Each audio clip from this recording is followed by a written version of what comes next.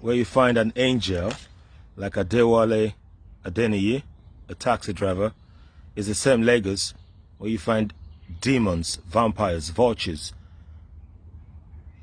herdsmen, Boko Haramists like Doctors Agabi, Doctors Ajayi, Dr.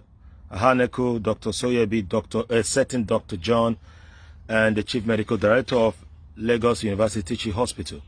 These names I've just called are the monsters, the vampires, the murderers who killed my younger brother yesterday at the Lagos University Teaching Hospital at about after 11, between 11 and 12.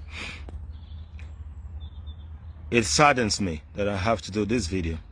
I've always queried the narrative that our healthcare can be provided in the same manner.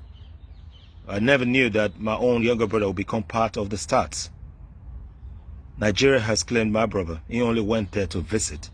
4 weeks visit has turned to a nightmare, a forever nightmare for the rest of us.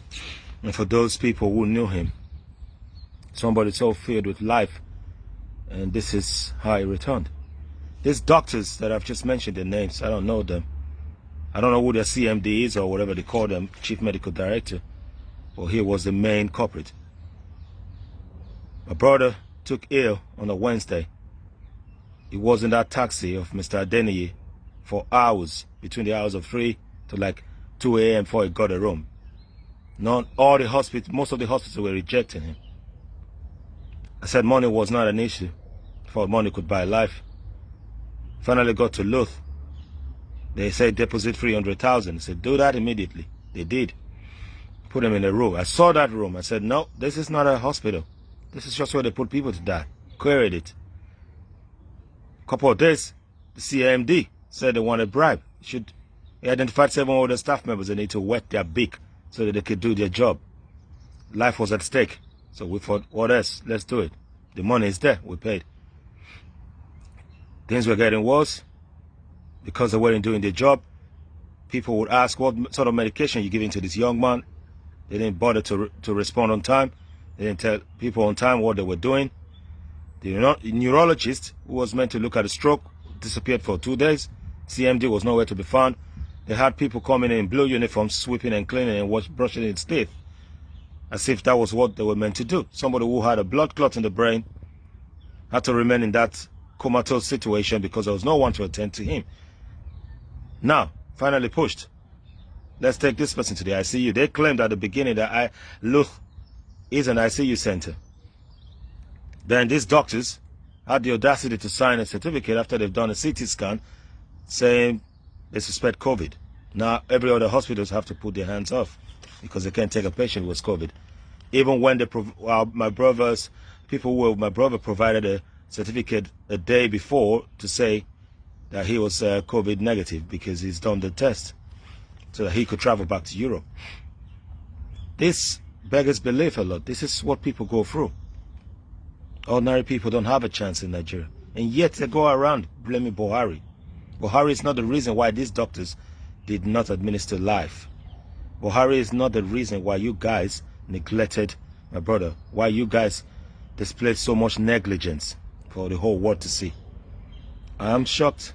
I've cried and cried and cried. I have no more tears to cry. Now I'm writing my pains in the ink of pens. Just writing my pains away on paper. This is not somebody's story, I'm telling you. This is my story. My own younger brother. I am Jude Speaks. My own younger brother died yesterday at the hands of these monsters. These people are the same as Boko Haram and the herdsmen and the kidnappers. Because you know what? They have same objectives. Not to give life, but to kill. You've become so accustomed to death that you don't want to give life. You don't want to be part of anything that would live. It is a disappointment. A nation that has so much potential that we have these people running around killing instead of healing. And this cuts across the whole country. Whether south, north, east, west, it's just same news. What chance have people got? Tell me what chance those people who don't have any means got.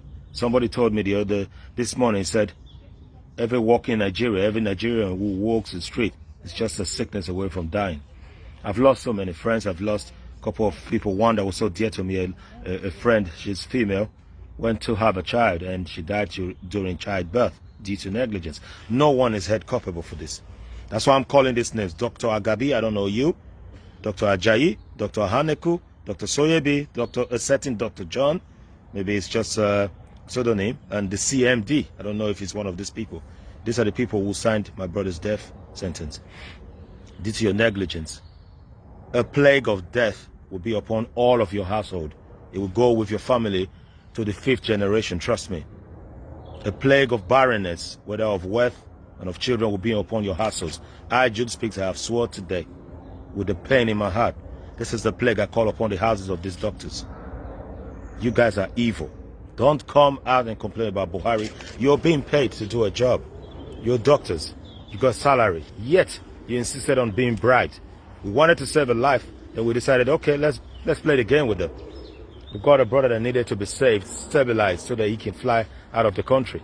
And yeah, this is how it ended.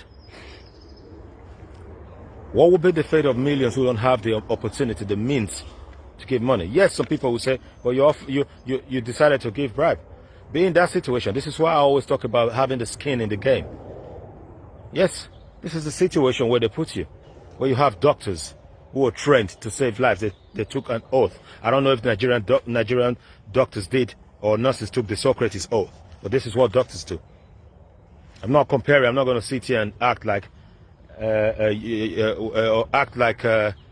pontificate about Europe and compare our medical system with yours. No, I'm one of those people who praise Nigeria and Nigerians. I praise their resilience. I never knew that my own brother will become part of the stats. Now look at what has happened. We have a void that we can never fill just because of your negligence at the Lagos University Teaching Hospital. For them to make call to an ambulance, they could not. They took phones from my people to make those calls, to call other doctors. What sort of hospital is that? They called out 2 ambulances. My people have to pay for those ambulances. That's not the case. They gave you money, hundreds of thousands, yet they still have to go buy medication from outside. And I understand that most of this pharmacy, where you buy this medication, and most of all of these are run by the doctors who are meant to be doing their job. Now, a hospital agreed they will take my brother in. We need to deposit 2.5 million. Again, we said that's not the problem. The money is on its way. But they needed to get a different COVID result. What happened? They said the CMD has been driving since 8 o'clock in the morning to come do that COVID test. By 11:30 something, it was not there. And this happened. Everyone can do COVID tests. Now we got the packs, but that hospital told my people that they needed 2 people to do COVID test. You neglected my brother. And as you've neglected my brother, life will neglect your family. It's an eye for an eye, and I will not rest. I will use my brother's name to fight this injustice in the Nigerian healthcare. I have always been one, more than 10, 15 years I've been saying to NHS in England, please do not employ doctors or nurses who practice in Nigeria. They are murderers and killers. You guys don't have a clue about ethics or values. I'm not saying you're not intelligent, but over time you've been corrupted, and we should not have people like you in our system because you're corrupted. I'm going to fight with the last blood that I have in my body, and using my brother's name to fight against the injustice in the healthcare sector. People have to pick their battles. I ain't longer preaching about Buhari or any other person or politicians or church pastors or imams. This is now my battle. This is now my battle. It's enough. Enough is enough. Enough is enough. Lagos University Teaching Hospital, enough is enough. I'm coming for you all. I'm coming for you all. Trust me. This is my fight now. It's my personal fight. And I will not rest until the injustices in the health sector stops. Until the ordinary man, ordinary woman, the ordinary child is first protected before they ask for money and bribe. Everything is corrupted. Everything is decayed. Yes, we see the police officers do it outside, but the doctors and the nurses and everyone that works in hospitals in Nigeria, they're the worst murderers. They're worse than Boko Haram. They're worse than headsmen. You're killing everything that comes through your hospital. My brother walked into the hospital. He did. He walked by himself into the hospital. He was talking because I was on the phone with them. when you finally put him in a room for 2 a.m., I asked immediately what sort of injection you guys giving to him that's put him to sleep. You guys have killed him. All your CMD could ask for was ask for bribe. I'm coming for you all. This is Jude Speaks.